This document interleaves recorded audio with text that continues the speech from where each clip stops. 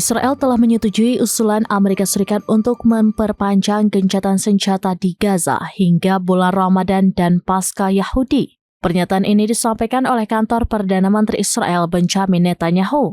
Mengutip Tribun News pada Minggu 2 Maret 2025, Israel menerima usulan tersebut yang diajukan oleh utusan Presiden Amerika Serikat Steve Witkoff. Perlu diketahui, gencatan senjata ini berlaku selama Ramadan dan Paskah Yahudi berlangsung pada pertengahan April. Sebelumnya, Israel dan Hamas telah sepakat untuk gencatan senjata yang dimulai pada 19 Januari lalu. Fase pertama gencatan senjata dijadwalkan berakhir pada 1 Maret 2025. Fase kedua bertujuan untuk membebaskan puluhan sandera di Gaza dan membuka jalan untuk penghentian perang permanen. Sementara itu, Witkoff mengajukan perpanjangan gencatan senjata sementara sebagai langkah darurat lantaran adanya kebuntuan dalam negosiasi. Lantas, Israel dan Hamas masih belum mencapai kesepakatan untuk gencatan senjata permanen.